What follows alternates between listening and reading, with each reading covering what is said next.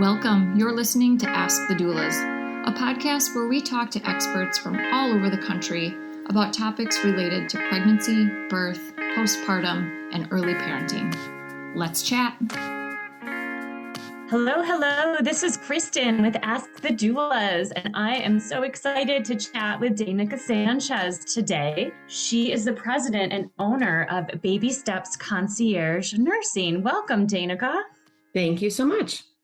So I would love to have you fill our listeners in a bit about your impressive background in nursing, and would love to hear how you transitioned to this role as more of a concierge support in the postnatal phase. Okay. Well, I am one of those people that kind of changed careers late in life and decided I really wanted to work with babies. So I went back to college at age 40, went through nursing school and started in the NICU, which is where I wanted to be. So that's the neonatal intensive care unit, all the little preemies or ones that need a little extra support. I worked in that department, a couple different hospitals for about 4 years. And then I decided I wanted to see what it was like upstairs in our hospital. It's upstairs where the moms are. So I'm now a postpartum nurse. So helping parents after the baby's born, from the time that the baby is born until they go home from the hospital. And, you know, you're only in the hospital now for 24 to 48 hours after your baby's born, and which is very little time. And the first, I would say at least half of that time, most of the parents I have conversations with have zero recollection of anything we spoke about when they first got there.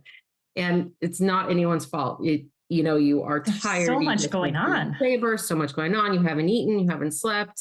You're excited, you're overwhelmed. There's a lot of things. So, doing my best at trying to get them ready to go home and teaching all the skills and the swaddling and the feeding and the, diapering and all those things.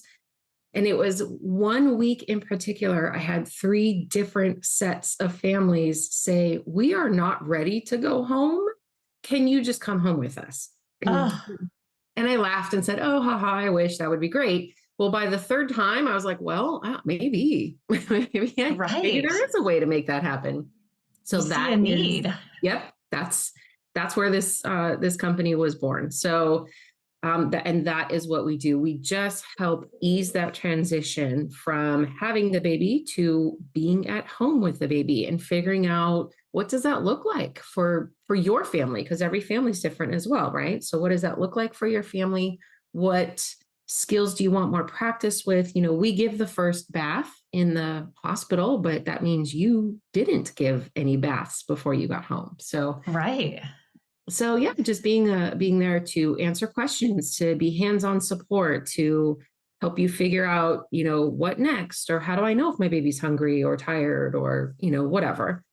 And all of my employees are nurses as well. They all work either in NICU and or postpartum. So we all have experience with not only babies and a variety of ways that babies are different, but in helping parents to learn to be a little more confident in that role of being a new parent. That makes sense. And it's much different than, say, the role of a postpartum doula or a newborn care specialist, in that you have that nursing medical background.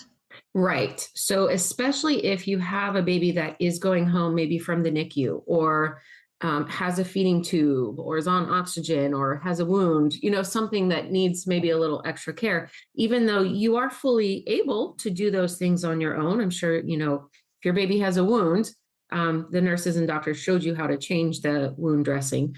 But it's scary. It's still scary. And it's scary to do it on your own for the first time at home. So we do have that nursing license and background and experience to kind of help you get more comfortable with those situations as well. Beautiful. So what are your tips to help parents prepare for their new role? That is the big question. Everyone nowadays is taking childbirth classes or going to a class at the hospital before they give birth, but those classes tend to focus so much on the labor part, which absolutely still needs to be addressed. That's scary, of course. So Sure.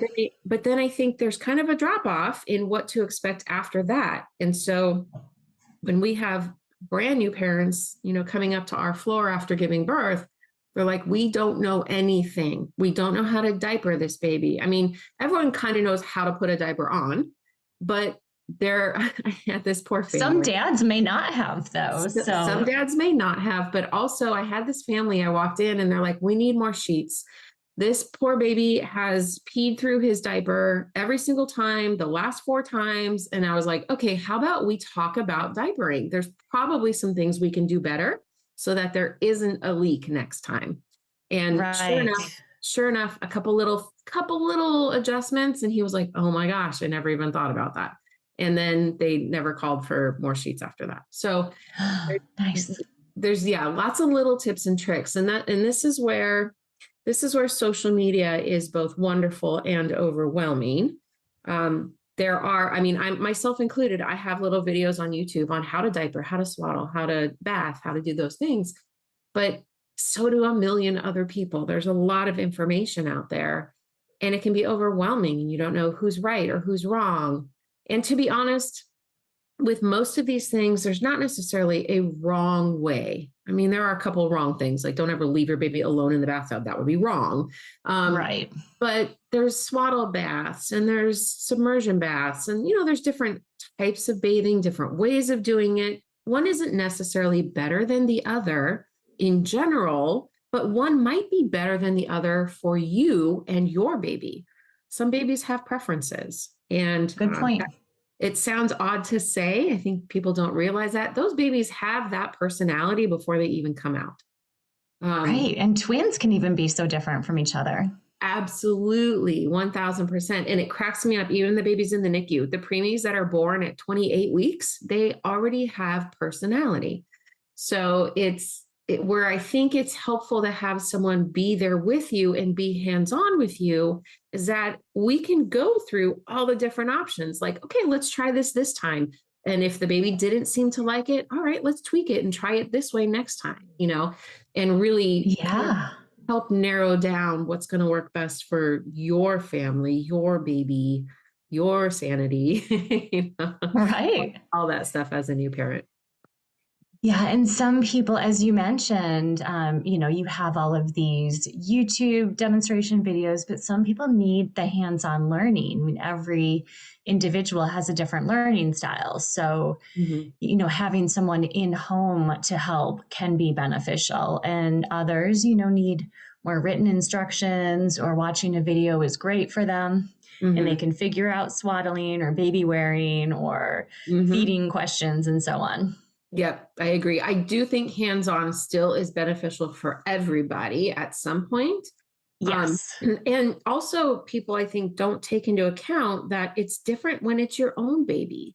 I had another couple, and this was in the hospital. They had their baby, and the wife says, oh, we're not really going to need you. I've been a caregiver forever. And my husband, whatever, he was a nanny. And I'm like, oh, well, that's great. Those people called me every 15 minutes. Right. They're like, did we do it right? Does this look okay? She doesn't seem to like it. What do So you can have knowledge before you go into the situation, but it's so, so different having the actual baby there, having to touch, hold, handle. Some of the videos I have up on my YouTube channel is how to pick up the baby. I've had dads going, I don't really know how to hold it. How do I grab it? How do I pick it up out of the bassinet? So there's just so many things you don't really think about and aren't real until the baby is actually there and you're trying to maneuver it and you're so afraid because they just seem so tiny and fragile. Right. And so I'm interested to hear, it sounds like you made videos based on what your clients were asking for help with. What are the top questions or concerns that you're hearing from new parents? So it's definitely the picking up, holding, swaddling are big ones. Diapering, of course. Feeding. Yes. Feeding is a big issue. I don't really have a video up yet on feeding, but a big issue that we have is some babies take longer to what we call transition. So to get used to being out of the womb and being out here in the regular world, some take longer than others. And the ones that take longer tend to not eat very well, or they're very sleepy and they don't latch very well. And parents get very panicked, which I understand. So, it's a lot of it is just kind of reminding parents, like, there is a transition period. Every baby is different. Your baby just might take a little bit longer to transition. Here's what we can do in the meanwhile, Sure. and other babies that maybe have to have formula for some reason, or the parents can't breastfeed or don't want to breastfeed. There are certain ways of feeding, of holding the bottle, that are better than others for certain babies in certain situations. So we're going to get some feeding ones up. I also had a client call me one time. Her baby had been discharged from the NICU 2 weeks prior. So we thought everything was going great. And she called me one day and she's like, oh my gosh, he was eating great and now he's not eating at all. Oh my gosh, what do I do? And I said, I'll be right there. And I came over and we fixed it within 10 minutes. It just was the wrong size nipple. So Right. there are different size nipples and different flow rates, and those need to be adjusted for different babies at different times. And so there's just a lot of that kind of stuff that it's hard to know when, and you can read as much as you want about it, but until you experience it, you don't really fully understand what you're looking for, what to watch out for, kind of some of those signs.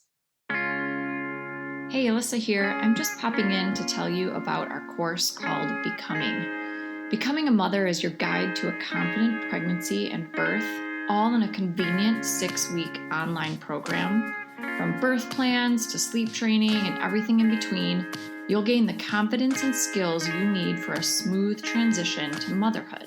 You'll get live coaching calls with Kristen and myself, a bunch of expert videos, including chiropractic care, pelvic floor physical therapy, mental health experts, breastfeeding, and much more. You'll also get a private Facebook community with other mothers going through this at the same time as you to offer support and encouragement when you need it most.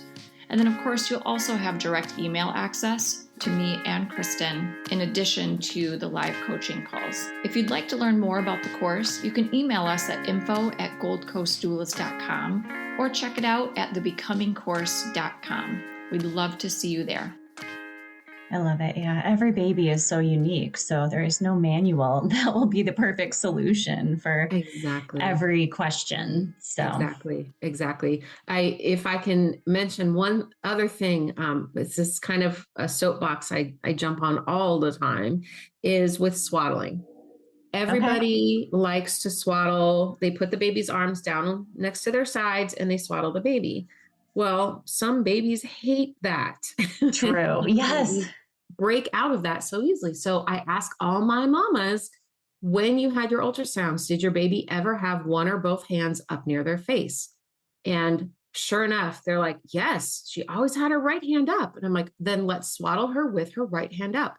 If you think about it, this baby has had her access to her right hand her whole entire life, her whole 9 months or whatever. And now we're taking that away from her. She's in a new environment. She's cold, it's loud, it's bright. And we're taking away the one thing that soothes her and comforts her, which is being able to have her right hand up near her face, sucking on her thumb, or just touching her face or whatever. So Brilliant. Yeah, it makes perfect sense. Yeah, you can swaddle your baby with one or both hands out and still have it be a very tight, efficient swaddle. And now there's so many different types of swaddles. Like some have the arms up, like Love to Dream, and others it's more the traditional, like arms down. So and some babies like the arms down, and that's okay too. But again, it's all about figuring out what's best for your baby. And as new parents, if you remember, like our biggest fear is that the baby's going to cry. We think that crying means we're doing something wrong, and it can mean that, but that's how they communicate. So sometimes we need for them to cry so that we know what's going on and what they need. So, but parents in the hospital, when they first have the babies, are just so afraid to hear their baby cry. They think that they're failing the baby. They think that they're, failing parenthood. And so it's a lot of it is just like, hold on a second, let's take a deep breath. We're going to be okay. And let's take a moment and figure it out. Perfect. Oh, Yes, because babies can sense if you're anxious or upset. And so then they, become more distraught and will cry more. mhm. So if you take that moment and pause and breathe and relax, it can be better for everyone. It really, I'm a huge, huge, huge proponent of energies. And, The Dog Whisperer is one of my favorite shows. And what he always says, right? It's not the dog's problem, it's the owner. The owner is Yes. uptight. It is the exact same with our babies. If we are anxious and uptight, our baby is going to be on edge. If we are calm, our baby will be more calm. It's easy to say, of course, but as a new parent, it's hard to find that center, to find that calm place when you don't know what you're doing. You're, panicking and you're trying to hurry and fix something, but you don't really know what you're doing. So yes, deep breaths, take a deep breath before you go over to the baby. And then finding the people that can help you, finding your resources, finding, whether it's a company like me, a doula, or just a family member or a friend, but finding someone that can also kind of help center you and remind you to breathe, then that's a big deal. It is. Absolutely. Mm-hmm. So let's transition to social media and how that affects parenthood. Okay, so I mentioned earlier it's both good and bad. Right. So I think there's a lot of good information out there, but there's also just a lot of extraneous information that it just gets overwhelming. I had a client who bought 5 different bathtubs for her baby because she's like, number Huh. one, everything that I saw on social media had some reason why that was the one I needed to buy. And she's like, I'm afraid of getting the wrong one, and I want to make sure I have them all. Well, she also kind of got herself into a panic over a bathtub. So I'm all for, do your research, that's fine, but your baby doesn't need 5 bathtubs. We can probably start with one, and that should be fine for a while. So I think there's kind of this pressure maybe on parents before the baby comes to have all the latest gadgets and make sure that they have every single piece of supply or equipment that they might possibly need. The snoo. Exactly. The snoo is wonderful. If you don't know what the snoo is, it's a bassinet that kind of vibrates based on the activity of the baby. So if the baby cries more, the snoo will actually vibrate faster. And we use it in the hospital a lot for babies that are going through withdrawal. But some parents have it as well. It is very, very expensive. It is thousands of dollars. But It is. It's even expensive to rent because they do have yes, rentals. So yes. But some parents are like, oh, I got to have a snoo. What if my baby's fussy? I got to have the swing. You don't have to have everything right off the bat. It's okay to start with just the baby and let's see how it goes from there. You might have a really chill baby that doesn't need any swinging at all whatsoever. There are also, I also show my parents all the time, as soon as you get your baby in their car seat, buckled in their car seat, swing the car seat a couple times. And a lot of times that calms them. Most babies hate being put into the car seat. But if right. you kind of swing the car seat back and forth just a couple times, that tends to calm them down enough so that, you now are not dealing with a screaming baby. So your baby might just need that. And you might not even need the swings and the snoo and all the other gadgets. So I think there's Yeah. an overwhelming aspect of social media regarding gadgets and supplies and equipment for babies. Exactly. And what works for your friend might not work for you. So Exactly. Or like you said, even your first baby might be different from your second baby, or twin A might be different from twin B. You just never know. The yeah. place where, let me talk about the good of social media, is there is a movement. It still kind of is grassroots, but there is a movement toward postpartum mental health being much more important and talked about than it is currently. And Right. for that, I love, love, love social media. There are some phenomenal people to follow, pages to follow, and trauma with birth trauma as well. Birth Trauma Mama is one of my favorites. And there's so much support there for women who have gone, or men who have gone through a delivery that didn't go as expected or are experiencing postpartum depression, baby blues, how to tell the difference between the two. Right. There's also more evidence showing that dads are going through postpartum depression at a rate that we didn't realize before. It's not a huge, really high incidence, but the fact that it's even out there is something a lot of people weren't aware of at all. So I think social media is fantastic for finding support for whatever your particular situation is. Yes. And I do love the vulnerability in the current social media movement and, more authentic, like showing a messy house and, kids being happy and the joy of parenting versus having to have the Pinterest and Instagram perfect life. And so, Yes. I definitely agree with everything you said about just people being open about their struggles and that making it easier for others. Yes, absolutely. 1000%. That's the definitely the good side of social media for sure. Yes. Mhm. And I would say the negative or confusing side of social media is, getting into some of the mom and parenting groups on sites like Facebook, where, again, if that's the only information source and you could be given, incorrect information, bad advice from other moms who are not experts like yourself.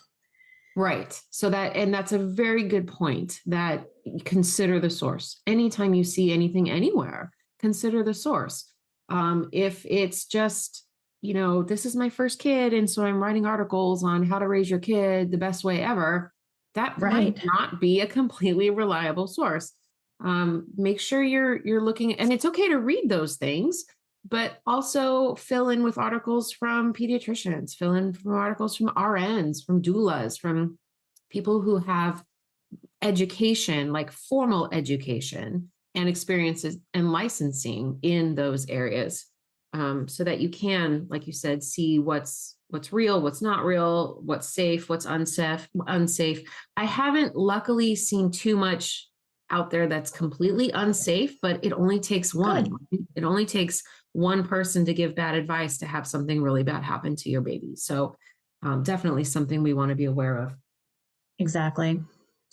So, how can our listeners connect with and find you? We can be found online at babystepsnursing.com. We are getting our YouTube channel all up and running there. We have some article resources on there. There is an inquiry tab if you ever have any questions about either our services or just something related to baby. We're more than happy to answer any questions that you have. So those are kind of the best ways. We are also on Instagram, Baby Steps Nursing. I've been posting some of the YouTube videos up there lately. I've seen those, yes. Okay. So they're really, we try to be very down to earth. This is not a formal, you don't have to have a degree to understand these videos. These are for everyone to hear, for everyone to follow. And if you have any suggestions, or if anyone wants videos on more topics, we're more than happy to do more of those. So those are kind of the best ways to get a hold of us. And your location geographically for listeners who do want that in-person support.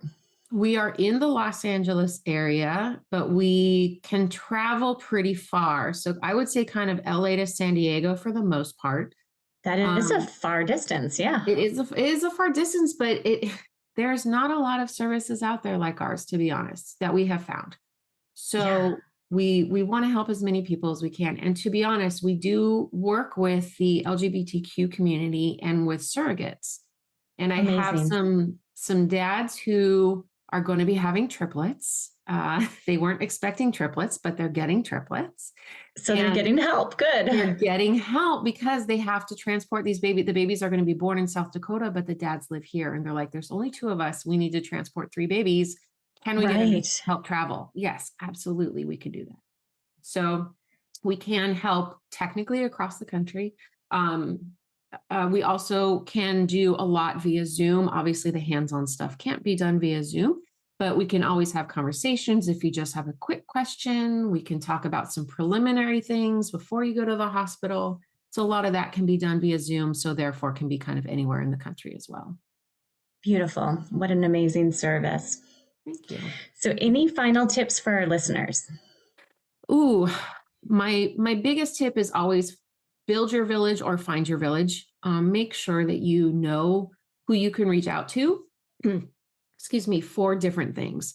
We all have friends that have various roles in our lives, and that's going to continue into parenthood. So make sure you have the friend that you can call and vent to without feeling like a horrible person, because you're going to have a day where you're going to be like, I don't think I can do this parenting thing. Find the friend that will make you laugh, because laughing will take you so far in parenting. Right. Find the friend that has the resources that did it before you, that says, oh, you know what? When my baby had trouble eating, we used, this bottle and it worked for me. Maybe you should try that one. Just make sure you have people around you that can support you and that you are comfortable reaching out to, because that's the important part. Is so many times we're just plowing through, we're just putting one foot in front of the other, trying to get through the day, maybe just trying to get through the hour. But we have to be aware enough to ask for help if we need it. And having a list of people at top of mind or written down next to your phone, so that you don't have to think about it. You can just look down that list and be like, oh my gosh, yes, I need to call my mother, or I need to call my neighbor, or I need to call whatever. Can really, really be helpful for stressful times. So I would say biggest tip is find your village, build your village. Yeah, find your resources. Excellent advice. I loved having you on Ask the Doulas, Danika. Thank you for sharing all of your tips and wisdom with our listeners. Thank you for having me on. This is great. Take care. You too. Thanks for listening to Ask the Doulas. For more information about Gold Coast Doulas, visit us on our website, goldcoastdoulas.com. We're also on Instagram, Facebook, and YouTube. If you like this podcast, please subscribe and give us a 5-star review. Thank you. Remember, these moments are golden.